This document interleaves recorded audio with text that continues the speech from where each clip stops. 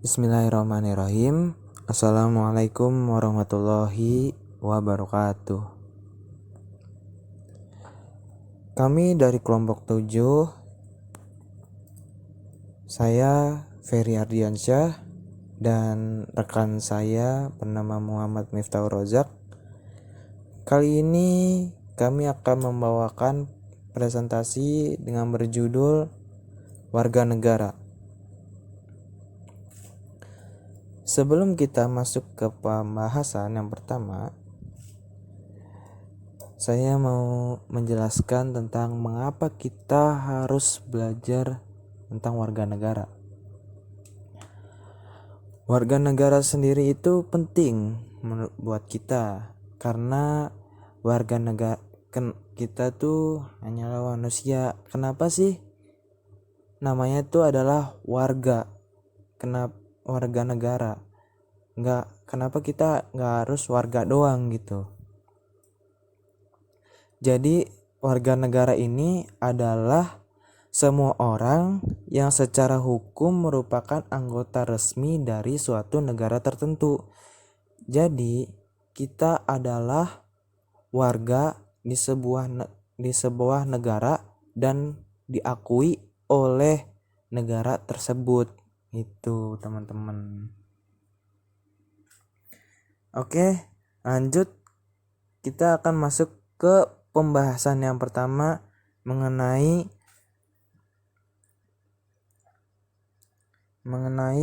pengertian warga negara itu sendiri. Pengertian warga negara. Warga negara adalah semua orang yang secara hukum merupakan anggota resmi dari suatu negara tertentu. Nah, warga negara ini bisa berupa warga negara lokal atau warga negara asing di sebuah negara tersebut. Nah, definisi warga negara sendiri pun memiliki banyak perbedaan karena tiap negara juga memiliki konsep dan asas-asas kewarganegaraan yang berbeda-beda.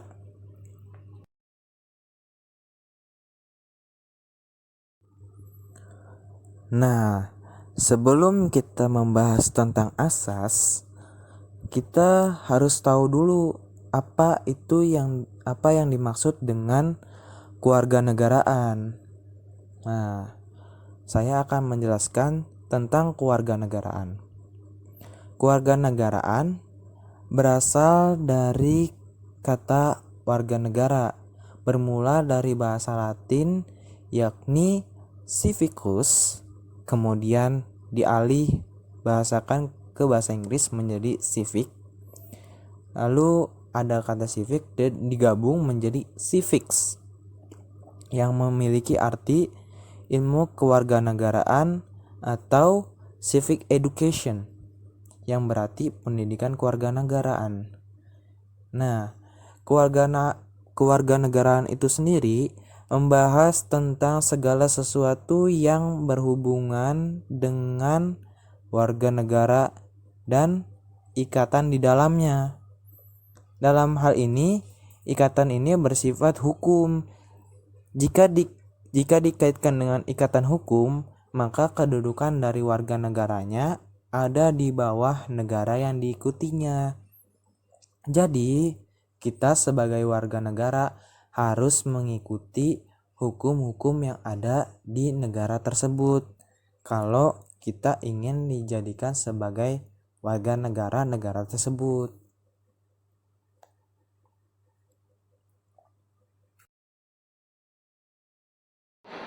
Oke, di sini saya akan menjelaskan tentang asas warga negara yang terbagi menjadi dua.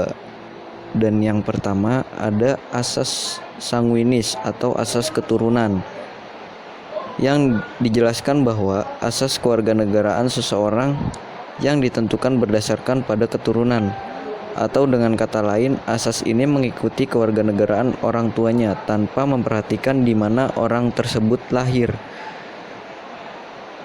Contohnya, si A yang lahir di Indonesia orang tuanya berkewarganegaraan Cina yang mengikuti ius sanguinis. Maka meski si A lahir di Indonesia, namun ia akan tetap mendapatkan kewarganegaraan Cina.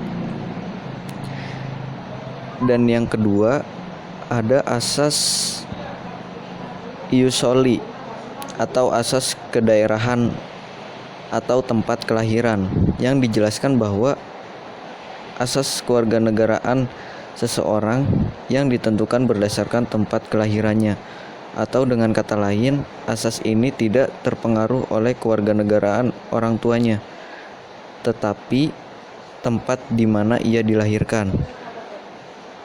Contohnya,